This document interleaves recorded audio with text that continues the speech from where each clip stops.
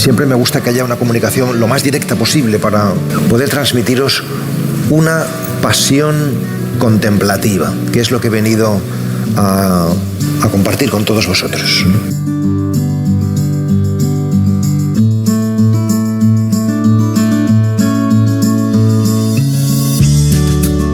De esta expresión, una pasión contemplativa, que es la que me habita y la que justifica mi presencia en este congreso y con todos vosotros, es importante las dos palabras, pasión y contemplativa.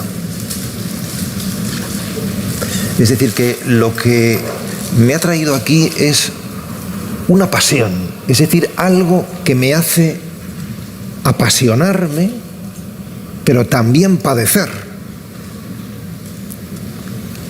Porque si no hay pasión, no podrá haber compasión, que es de lo que aquí se trata. No podremos sentir con el otro si no hemos sentido nosotros.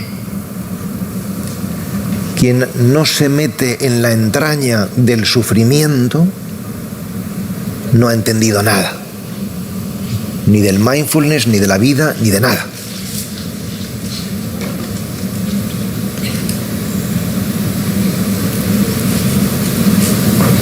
Pero una pasión contemplativa, eso significa que se trata de contemplar la pasión,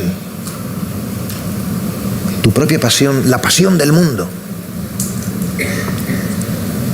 Y contemplar significa, como la propia palabra indica, conducir al templo, llevar la pasión a nuestro propio templo. En lugar de escaparnos de ella, que es lo que solemos hacer casi siempre, huir de lo que nos hace padecer, o en lugar de intentar resolverlo, arreglarlo, que es lo que hacemos también casi siempre, contemplarlo, meterla en el templo. Meditar, que es de lo que me gustaría hablaros, no es otra cosa que contemplar la pasión del mundo. Meditar no es otra cosa que abrazarse a sí mismo. Si tú te abrazas a ti mismo, haces de este mundo un abrazo. Y curiosamente existe en nosotros una resistencia enorme a abrazarnos, a amar nuestra pasión. Esta pasión contemplativa podríamos resumirla en la palabra meditación, o también podríamos resumirla en la palabra que me gusta más todavía, silenciamiento. No se trata solamente de descubrir el silencio, porque el silencio, quieras que no, nos remite a lo exterior, sino sobre todo de entrar en la práctica, en el entrenamiento del silenciamiento, lo cual nos remite a lo interior. ¿Y qué significa silenciarse? Silenciarse significa sencillamente decir no a los pensamientos, sentimientos, emociones, imágenes que nos vienen cuando nos quedamos quietos y en silencio. Nos quedamos quietos y en silencio y entramos en esta práctica de silenciamiento, de decir no. Pues yo lo que he descubierto en algunos años de práctica es que este silenciamiento es fecundo. Es decir, te conduce a tu centro de una manera mucho más directa y mucho más real que cualquier otro camino. Pero este camino supone una gran apuesta. Vivir meditando, vivir silenciándose, vivir restando en lugar de sumando, es algo claramente contracultural. Podrá estar de moda, pero esto es claramente contracultural, porque a lo que nos enseñan es a sumar experiencias, sumar lecturas, sumar viajes, sumar contactos, y el meditador resta. Y esto no es algo natural, sino que exige practicarlo para que vaya haciéndose carne de nuestra carne. Por eso me gusta decir que meditar es un arte. No es simplemente una técnica, es un arte. ¿Y qué significa que sea un arte? Significa tres cosas. En primer lugar, significa que es una vocación, una vocación. En segundo lugar, significa que es un oficio. Y en tercer lugar, significa que es un estilo de vida. Una vocación significa voz interior. Todos tenemos una voz interior casi siempre acallada. Pero cuanto más la escuchas, esa voz de la conciencia más resuena. Por tanto, cuanto más meditas, más fuerte es la llamada. Y es una llamada misteriosísima. Realmente uno no sabe bien, yo no sé bien por qué me siento en silencio y en quietud. Algo me llama, alguien me llama. Es dar respuesta a la sed de ser que tenemos y que nos define como personas. Todos tenemos vocación de ser nosotros mismos. Y por tanto todos tenemos vocación de meditar, es decir, de hacer un camino que nos conduzca a nuestro centro, a nuestro templo.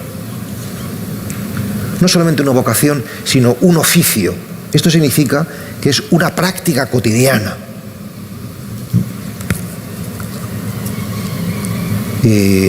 A los 13 o 14 años yo descubrí mi vocación de escritor y yo decía que yo era escritor porque sentía esa llamada, pero no me ponía a escribir. O escribía nada de vez en cuando, una vez a la semana, una vez al mes.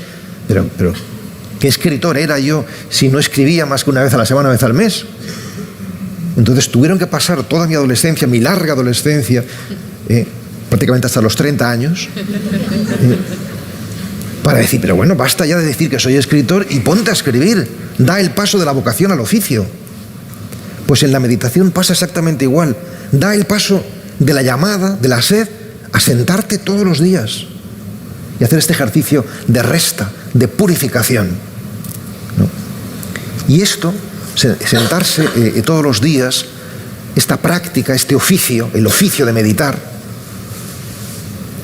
requiere dos cualidades fundamentales.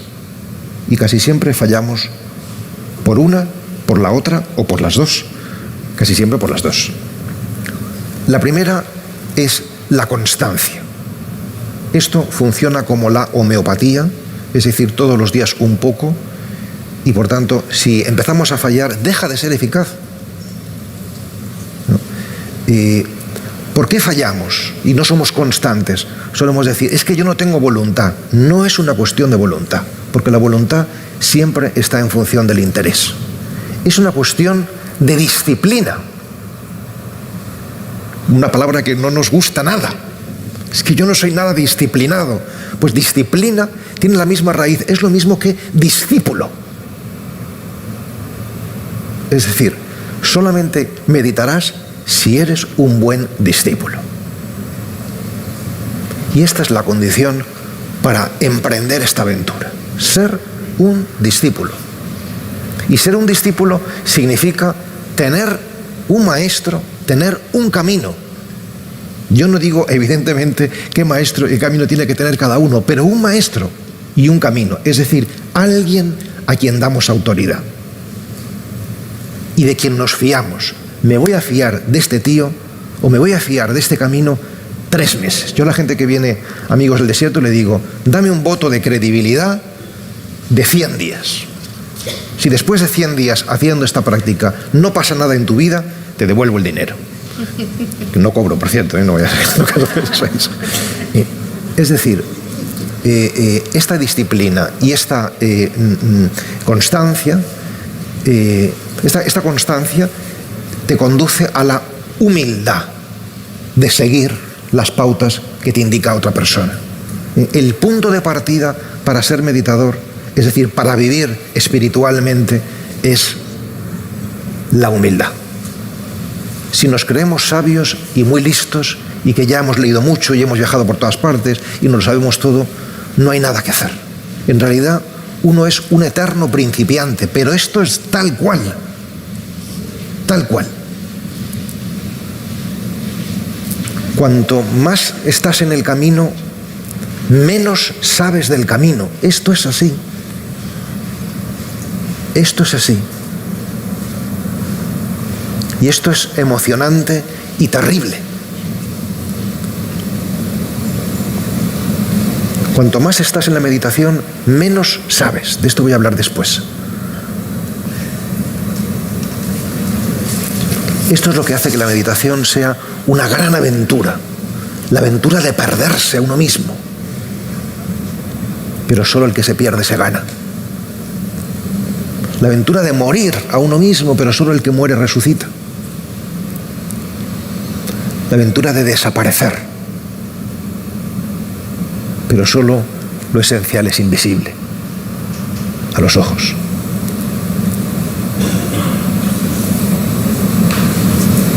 Lo que vengo a deciros es que es bonito, necesario, aunque crudo, morir, desaparecer y renacer de otra manera. Estamos llamados a renacer continuamente, siempre de otras maneras. Eso es precioso, pero es un camino, ¿no? Y por último, un estilo de vida. Tú te sientas todos los días, por la mañana y por la noche, 25 minutos, en silencio y en quietud, para que todo el día sea un acto meditativo, es decir, un ritual. Y tenemos siempre dos posibilidades en la vida: la rutina, de manera automática, mecánica, o el rito, que es el despliegue de una jornada o de un acto de manera ordenada y consciente. Entonces, esas actitudes que tú fomentas en la meditación, que es la receptividad, la acogida, la humildad, la escucha, todo eso se va infiltrando en la vida cotidiana. Y de pronto en la vida cotidiana eres receptivo, eres acogedor, eres humilde, eres un vaso. Y solamente los vasos pueden acoger ese misterio maravilloso y brutal que es la vida. No os vais a creer, pero no quería hablaros nada de todo esto que acabo de decir.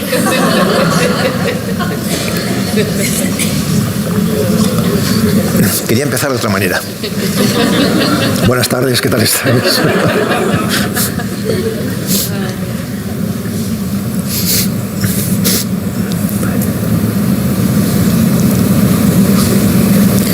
Yo creo que cuando nosotros queremos aprender una lengua, es decir, introducirnos en el mundo de la palabra, no tenemos ninguna duda en apuntarnos en una escuela de idiomas para aprender esa lengua. Y solamente después de muchos años de estudio de una lengua, podemos ya, por a lo mejor, escribir un poema o escribir un cuento, pero tenemos primero que aprender ese lenguaje, ¿no? Pues también el silencio requiere entrar en una escuela. Entrar en una escuela, volver a los pupitres, hacernos niños para decir, ¿esto cómo se hace? Yo he tenido la gran suerte, mi trayectoria es muy misteriosa, pero muy bonita, porque yo soy cristiano, soy sacerdote, ya me acaba de presentar Paloma, pero en mi tradición cristiana yo no encontraba, aunque así de estúpido llegué a ser, hasta hace nada, y hasta hace 10 o 15 años, yo no encontraba en mi tradición cristiana los instrumentos para hacer la aventura interior. No los encontraba.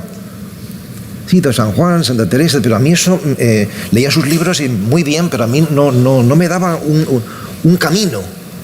No lo encontraba, ¿no? Y entonces fui al mundo del Zen y estuve en el mundo del Zen durante 7 años.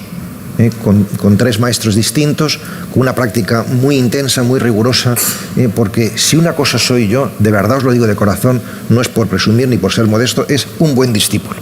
Yo soy un buen discípulo. En mi tumba me gustaría que pusieran eso, un buen discípulo. Porque yo encuentro a alguien que realmente me toca el corazón y digo, este tío, ¿no? O sea, Y entonces fue precioso, porque el Zen, la práctica del Zen muy rigurosa, me devolvió a mi cepa cristiana. Me devolvió a mi cepa cristiana.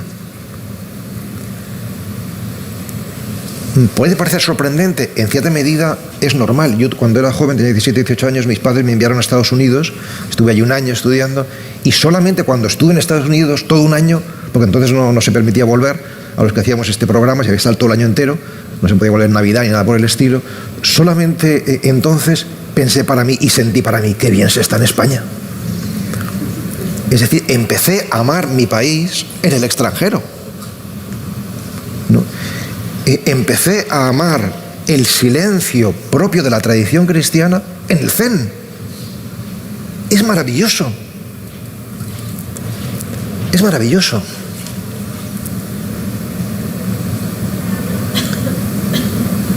Por eso tengo un profundo respeto a Buda.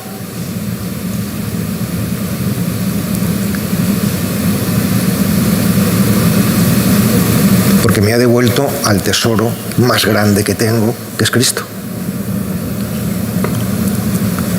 Cuando escuchamos Cristo en este contexto de mindfulness, seguramente algunos se empiezan a poner un poco nerviosos. O no lo sé, ¿no? O puede parecer quizás políticamente incorrecto. Está muy bien, joder, está muy bien que sea incorrecto, que nos ponga un poquito nerviosos, ¿no?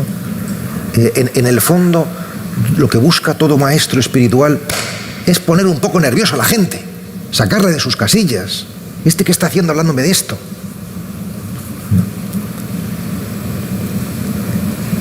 Cuanto más meditamos, menos prejuicios tenemos de ningún género. De ningún género. Y nos da igual que sea budista, cristiano, musulmán, lo que importa es el abrazo. Y no rechazamos nada simplemente por la designación que tenga. Yo encontré dentro de la tradición cristiana la tradición por excelencia del conocimiento silencioso, porque el silencio da un conocimiento que no da la palabra, un conocimiento mucho más esencial. Y esa tradición cristiana se llama los padres y las madres del desierto, que fue una gran corriente espiritual en el siglo II y III, por tanto el origen del cristianismo, de casi 40.000 personas, se dice rápido. Tenemos que juntarnos 40.000 meditadores en España en algún momento, de todas las tradiciones, porque solamente así sería verdaderamente revelador del poder del silencio, del poder transformador del silencio, ¿no? Que en aquella época se alejaron de las ciudades y se fueron a hacer la aventura de la soledad y del silencio, y dejaron un camino. La mayoría eran incultos, gente sin estudios, analfabetos, pero algunos cuantos, muy pocos, sí que eran personas cultas, y escribieron el patrimonio espiritual del cual yo os quiero hacer partícipe en 5 minutos. Imaginaros, una cosa milenaria, ¿no? Pero lo que me ha resultado sobrecogedor y emocionante es que ese patrimonio espiritual, al menos hasta donde yo he llegado en mi estudio del mismo, y en mi práctica del mismo, y en mi transmisión del mismo, es enormemente afín a otros patrimonios místicos de otras culturas.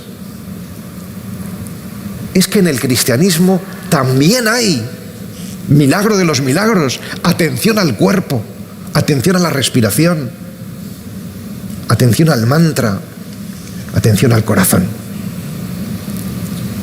Desde el siglo II, III, está escrito.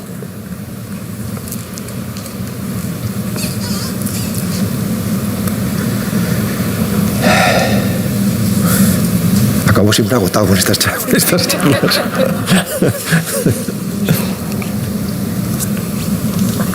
Muchas gracias, no lo he dicho, por haber venido. Muchas gracias por haberme invitado.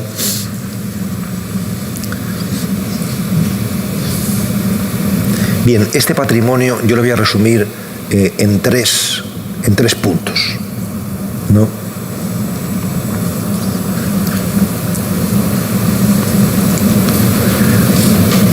Para recibir hay que dar. Y Y así es como entramos en esa circularidad virtuosa que es el amor. El amor no es otra cosa que dar y recibir. Y si entramos en esa lógica de dar y recibir, entramos en el misterio del ser.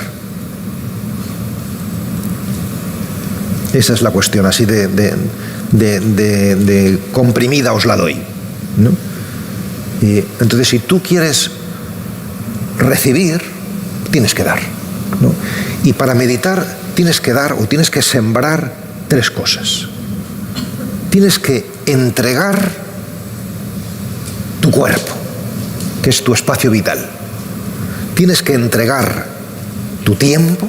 El hombre es espacio, el ser humano es espacio y tiempo. Y tienes que entregar tu mente.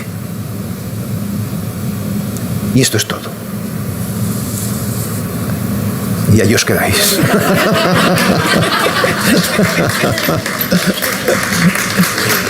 Bueno.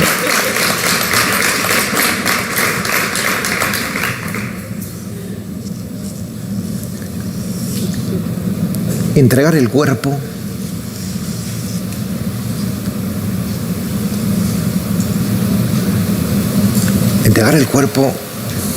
es lo primero y lo prioritario.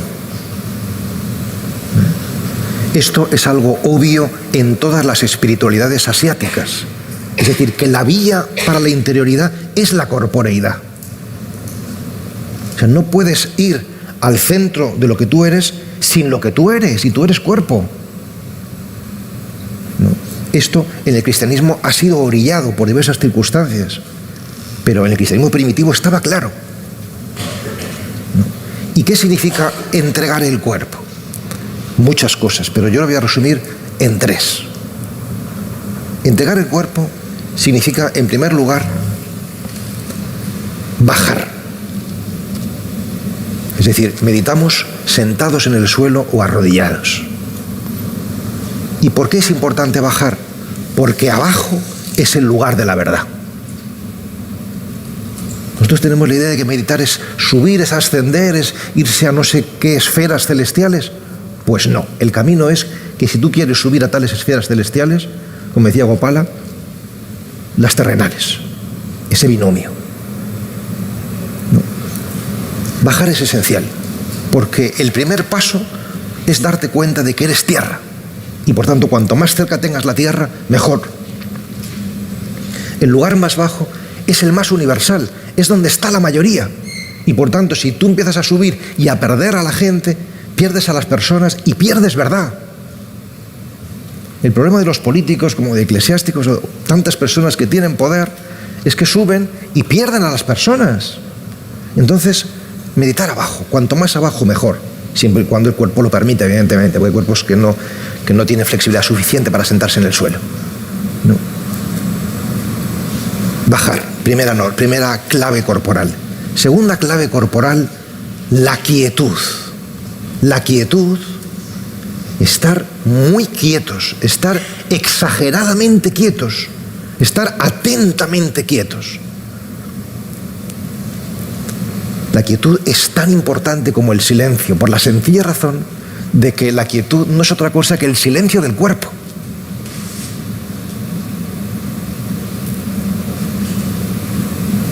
Cuanto más quietos estamos corporalmente, más movimiento interior se produce. Y cuanto más movimiento externo, menos movimiento interno. La quietud es una disciplina. Solamente estar quieto ya es una grandísima cosa.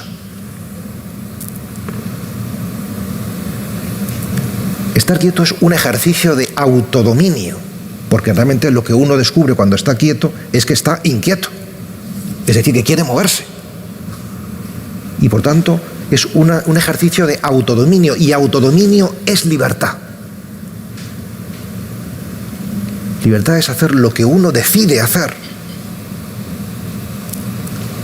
Y por tanto, yo de verdad que no conozco una escuela de mayor ejercicio o ejercitación de la libertad que la quietud. La quietud es fundamentalísima.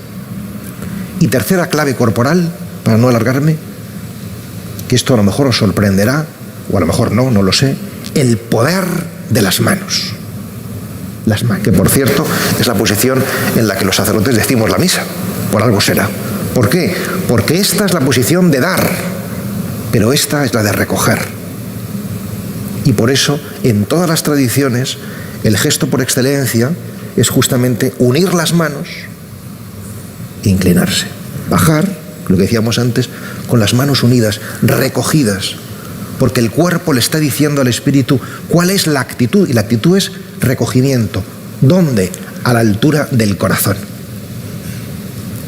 ¿Por qué? Porque en la cosmovisión bíblica, es decir, judeocristiana, Europa es eso, Occidente es el cristianismo con la cultura griega, el centro es el corazón, ¿no?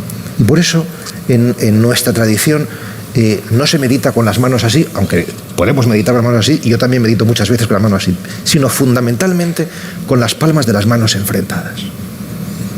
Cuando yo digo esto, y cuento esto en los retiros de amigos del desierto, la gente me dice, pero es que me canso mucho con estas manos así. Y dice, y yo también me he cansado mucho con las piernas dobladas durante muchos años.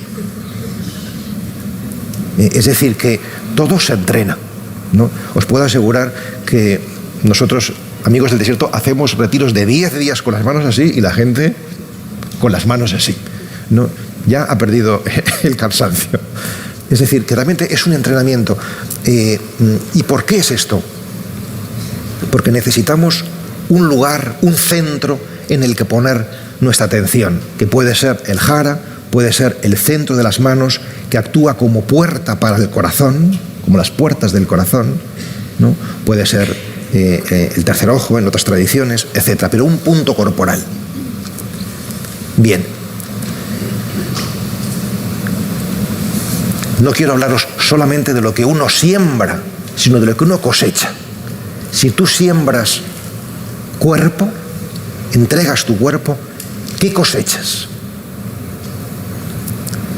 Pues por esto he venido a este congreso, por lo que voy a deciros ahora mismo, ¿no? Porque lo que cosechas es un corazón de carne, que es lo mismo que decir un corazón compasivo.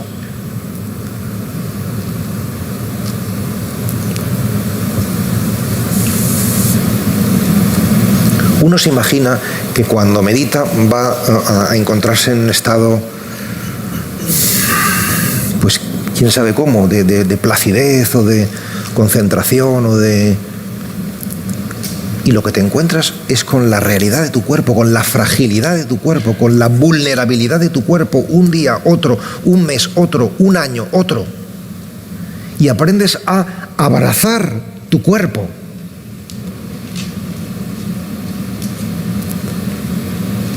Y solamente cuando amas tu carne, frágil necesariamente, entras a la puerta del Espíritu. Entras por la puerta del Espíritu. No sin eso. Nosotros queremos ser fuertes, pero lo que la meditación nos descubre es que es nuestra debilidad la que nos da fortaleza. La verdadera fortaleza.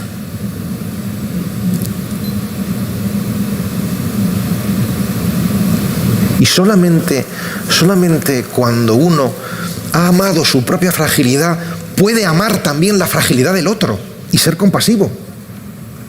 Solamente así.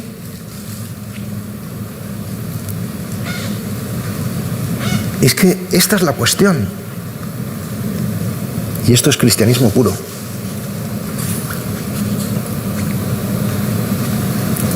Segunda entrega, la entrega del tiempo. No solamente somos espacio, somos tiempo. ¿No? Siempre digo en los retiros y en las charlas que si tuviera que resumir el legado de mi padre, que en paz descanse por cierto, en una sola frase, esa frase sería: Pablo, aprovecha bien el tiempo. No. Tenía la sensación cuando me había tumbado en la cama leyendo cómics que perdía el tiempo, claro. Pablo, aprovecha el tiempo. ¿No? Y han pasado muchas décadas para que yo haya descubierto que mi padre estaba equivocado. Estaba equivocado porque el tiempo no hay que aprovecharlo. Esa no es la cuestión. El tiempo hay que vivirlo, que es diferente.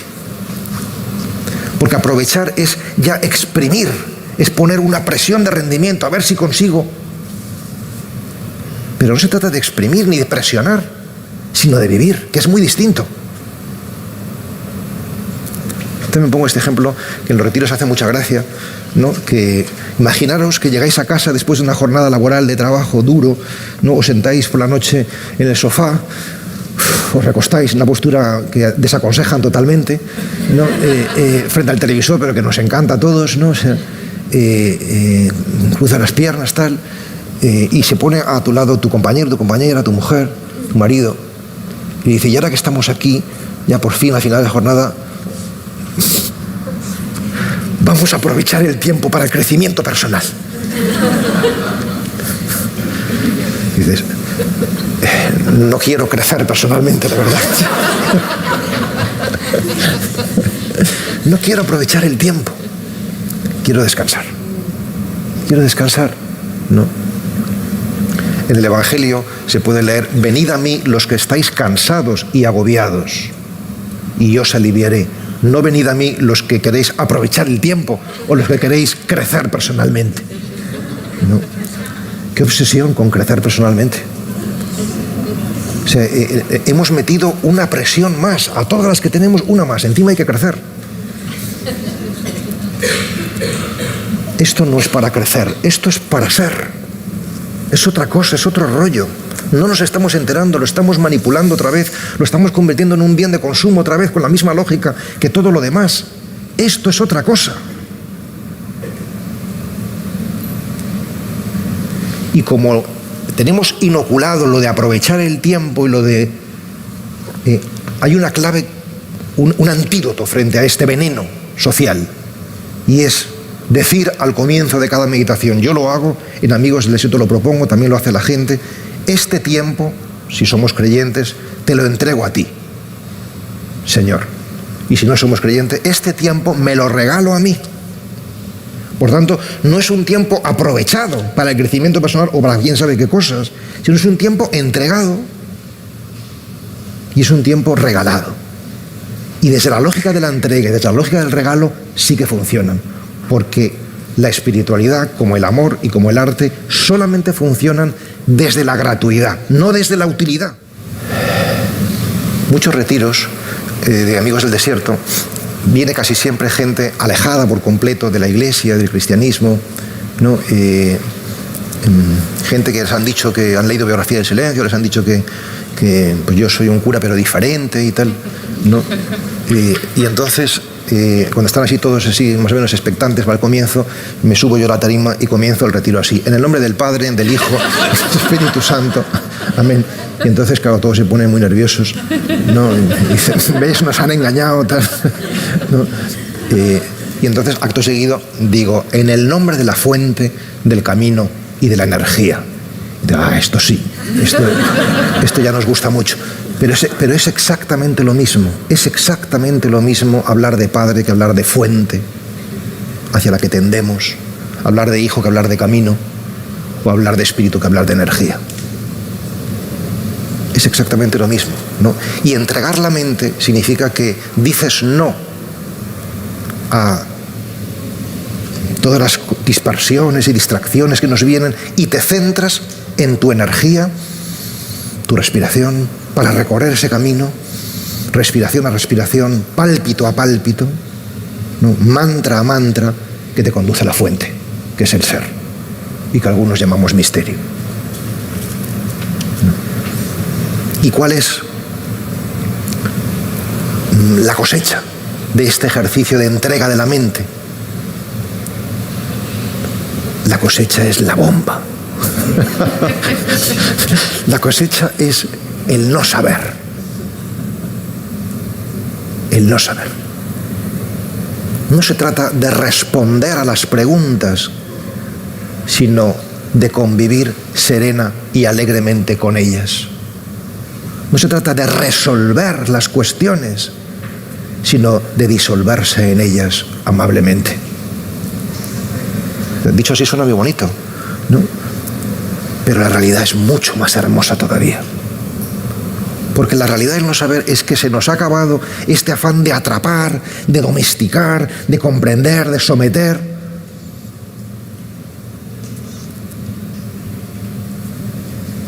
El no saber es tanto como la libertad. Es tanto como la pobreza de espíritu. Es tanto como entender las bienaventuranzas de verdad, entender los pobres, los que no se agarran ni a cosas ni a ideas, sino que están libres, ligeros de equipaje.